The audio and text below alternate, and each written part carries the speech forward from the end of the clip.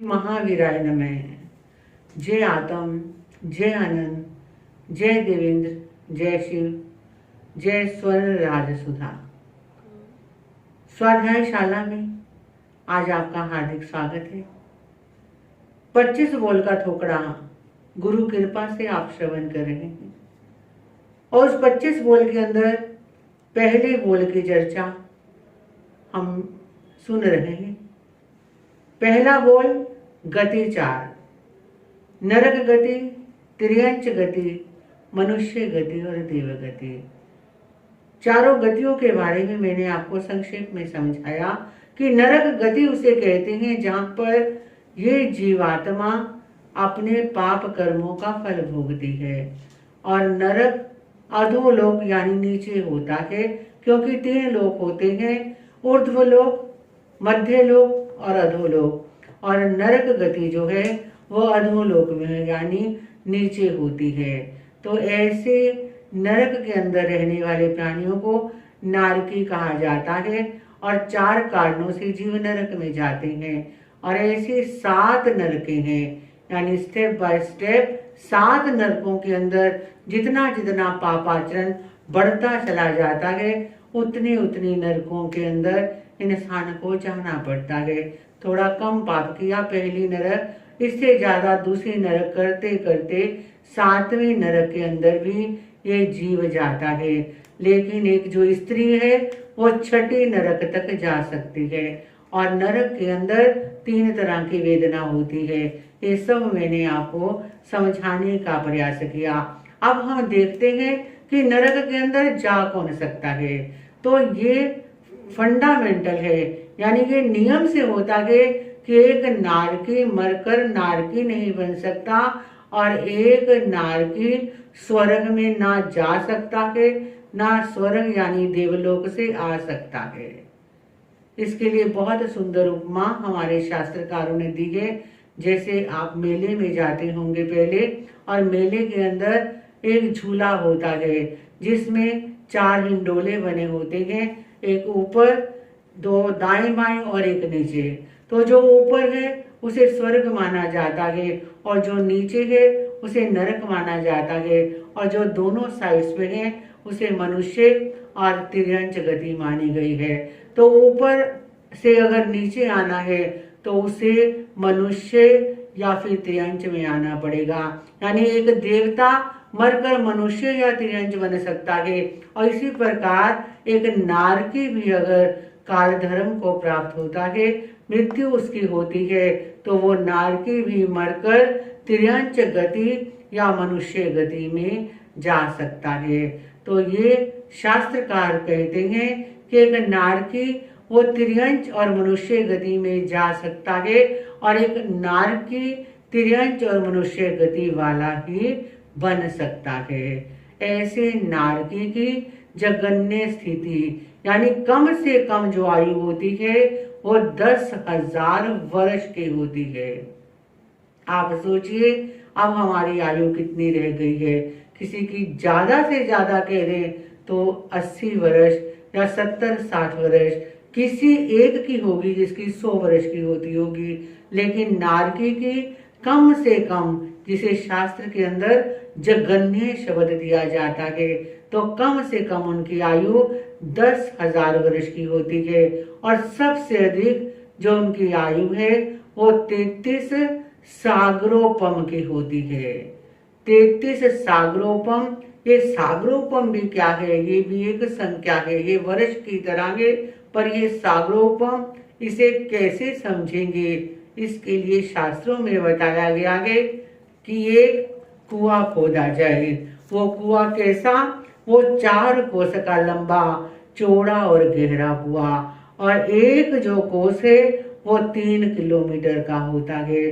तो 12 किलोमीटर का लंबा, 12 किलोमीटर का चौड़ा और 12 किलोमीटर का गहरा, ऐसा एक कुआं खोदा जाए, और उस कुएं के अंदर युगलीय मनुष्य वो होते हैं जो युगल रूप में, जैसे ट्विंस जिसको कहते हैं, जो युगल रूप में स्त्री और पुरुष, यानी एक नर और एक मादा, मेल और फीमेल जिनका जन्म होता है।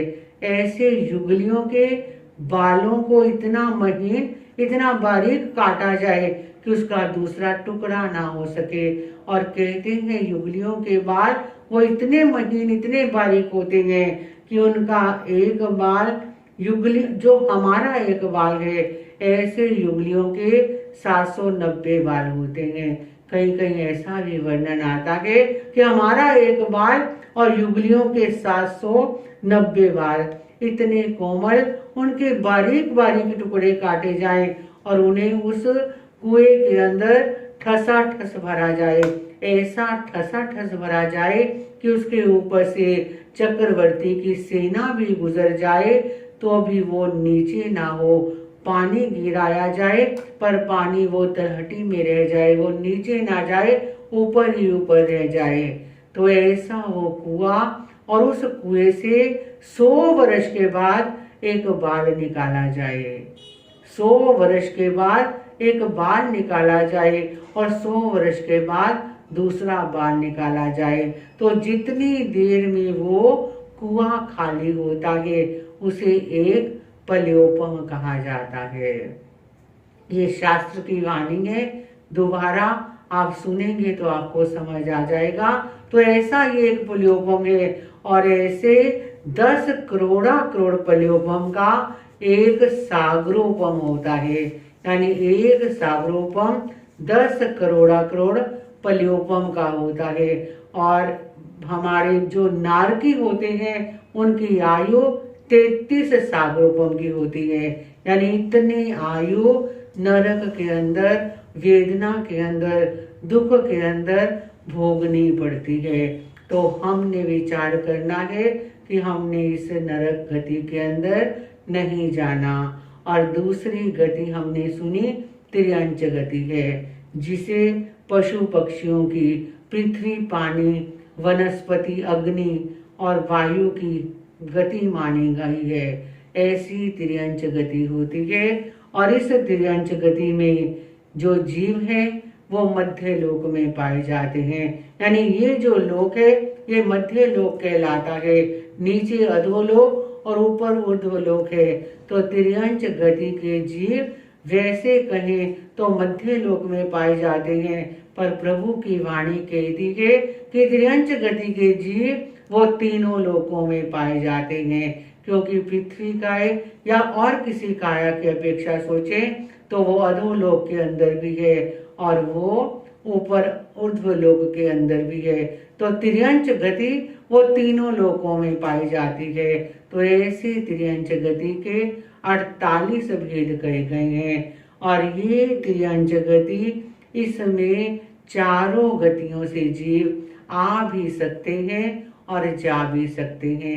यानी एक तिर्यंच मर कर पुनः तिर्यंच बन सकता है, एक तिर्यंच मनुष्य बन सकता है, एक तिर्यंच मरकर देव गति या नरक में भी जा सकता है। और जो तिर्यंच बना है वो भी तिर्यंच से आकर, मनुष्य गति से आकर, देव या नरक से आकर भी वो तिर्यंच यानी पशु पक्षी की इस योनि में आ सकता है। और एक बात और बता दूं कि तिर्यंच गति में एक इंद्रिय से लेकर पंचेंद्रिय तक सभी जाति के जीव पाए जाते हैं। और इन तिर्यंच गति की जो जघन्य यानी कम से कम आयु है वो अंतर मुहूर्त की बताई गई है। और अधिक से अधिक आयु वो 3 पल्योपम की बताई गई है।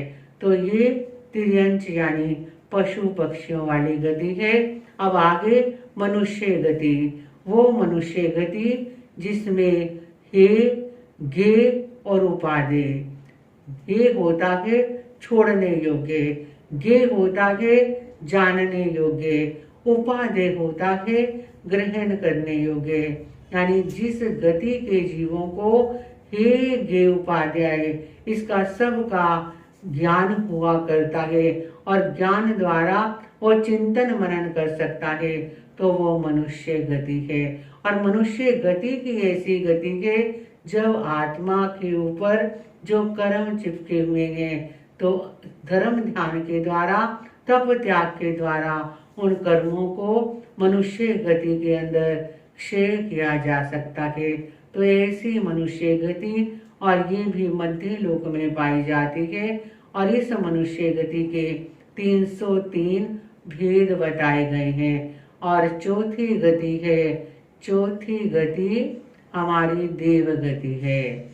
देव गति नाम से ही देखिए, जो देवताओं की गति है वो देव गति है। और देव गति को स्वर्ग भी कहा जाता है। और ये देव गति भी वैसे ऊर्ध्व लोक में देवता निवास करते हैं, लेकिन हम आगे समझेंगे कि देवता अधोलोक में भी होते हैं, मध्य और ऊर्ध्व लोक में भी पाए जाते हैं। तो वैसे हम कहें देवता ऊर्ध्व लोक में होते हैं। और ये देवता 198 इसके भेद कहे गए हैं। और इन 198 भेदों को 4 भागों में बांटा गया है। भवनपति देवता, वानव्यंतर देवता, ज्योतिष देवता और चौथे वैमानिक देवता कहे गए हैं। ये जो देवता, ये 4 कैटेगरी है। ये चारों प्रकार के देवता और इनकी देवियां, ये 8 देव भगवान के समोशरण में भी आ जाते हैं। जब हम एक प्रश्न करते हैं कि भगवान के समोशरण में कितने प्रकार की परिषदा आती है, तो ये 4 जाति के देवता भवनपति, वानव्यंतर, ज्योतिष और वैमानिक 4 तरह के देव, इनकी देवियां तिर्यंच, तिर्यंची और मनुष्य और मानुषी, ये 12 भेद परिषदा में जाने के कहे गए हैं। और 12 वेद भगवान के समोशरण में जाते हैं। तो ये देवगति, इस देवगति में चारों गतियों के नहीं, बल्कि देव मरकर देव नहीं बन सकता और देव मरकर नरक में नहीं जा सकता। एक देवता जब काल धर्म को प्राप्त होता है, जब एक देवता का आयुष्य पूर्ण होता है, तो वो देव मरकर या मनुष्य बनता है या तिर्यंच बनता है। और देव गति में जिसने जाना है वो भी मनुष्य या फिर तिर्यंच ही देव गति में जा सकता है। और देव गति के अंदर भी जो आयुष्य यानी उम्र होती है वो कम से कम 10,000 वर्ष की और अधिक से अधिक 33 सागरोपम की उनकी उम्र कही गई है। यानी देवता और नार की इन दोनों के अंदर कुछ सिमिलरिटी होती है, कुछ समानता होती है कि दोनों का आयुष्य वो समान होता है। दोनों की देवता और नारकी की जगन्य आयु 10,000 वर्ष और उत्कृष्ट आयु 33 सागरोपम की कही गई है। इसी प्रकार मनुष्य और त्रियंच की जगन्य आयु अंतर मुहूर्त कहते हैं 1 से 48 मिनट के बीच के समय को अंतर मुहूर्त कहते हैं। मनुष्य और तिर्यंच इनकी आयु जगन्य, अंतर मुहूर्त की और उत्कृष्ट आयु 3 पलयोपम की कही गई है। और हम अगर देखें कि चारों गतियों में सबसे कम जीव कहाँ पाए जाते हैं, जीव का मतलब आत्मा से लिया जाता है, मैंने पहले भी बताया था। तो चारों गतियों में सबसे कम जीव मनुष्य गति में पाए जाते हैं और सबसे ज्यादा जीव तिर्यंच गति में उपस्थित रहते हैं निगोद की अपेक्षा से। वो भी मैंने कल आपको समझाने का प्रयास किया था। तो इस तरह पहले बोल की चर्चा गुरु कृपा से मैंने आपके सामने रखने का प्रयास किया। इसको थोड़ा डिटेल में मैंने इसलिए किया क्योंकि ये पहला बोल है और कई मेरे भाई बहन ऐसे हैं जो ये पहली बार समझ रहे हैं। कईयों ने तो इसे पहले भी पढ़ा होगा, सुना होगा, समझा होगा, याद किया होगा, पर कईयों के लिए बिल्कुल नया विषय था। इसलिए थोड़ा इसको रिपीट भी किया और डिटेल में समझाने का प्रयास भी किया। तो जितना मैं समझा सकी हूँ, जितना मुझे समझ आया था, गुरु कृपा से आपको मैंने समझाने का प्रयास किया। अगर इसमें मुझसे कुछ गलत बोला गया हो तो अरिहंत भगवंतों के साक्षी से मैं मिच्छामी दुक्कड़म लेती हूँ। और कल और परसों वीडियो नहीं आएगी क्योंकि सोमवार को ये जो पहला बोल, ये 5 वीडियोस के माध्यम से मैंने आपको समझाने का प्रयास किया। सोमवार यानी मंडे को इसकी परीक्षा ली जाएगी और परीक्षा का समय इस बार हम थोड़ा चेंज कर रहे हैं क्योंकि मंडे वर्किंग डे भी है, तो इसलिए उस दिन जो समय रहेगा वो 9 से 9:30 का समय रहेगा। सब इस बात को ध्यान रखें कि सोमवार को परीक्षा ऑनलाइन ली जाएगी, पर ये जरूरी नहीं कि सभी परीक्षा दें। जो परीक्षा नहीं देना चाहते, केवल समझना चाहते हैं, बहुत अच्छी बात है, उन्हें भी बहुत बहुत साधुवाद, बहुत बहुत धन्यवाद। पर जो परीक्षा देना चाहते हैं उनके लिए परीक्षा सोमवार को रात को 9 से 9:30 रखी गई है। तो वही उसी पैटर्न से ऑनलाइन परीक्षा सोमवार को आपकी ली जाएगी। और जिसे कोई टर्म क्लियर नहीं हो रहा, कोई कंसेप्ट क्लियर नहीं हो रहा, तो वो मेरे से पर्सनली वो पूछ सकते हैं। किसी ने भी कुछ भी पूछना हो, उसका समय 2 से 3 दोपहर रहेगा। तो दोपहर 2 से 3 कोई भी कोई डिफिकल्टी है, कोई कंसेप्ट क्लियर करना है, तो आप मैसेज हमें भेज सकते हैं और हम उसे जरूर उस कंसेप्ट को क्लियर करने का प्रयास करेंगे। इन्हीं मंगल भावों के साथ ओम शांति।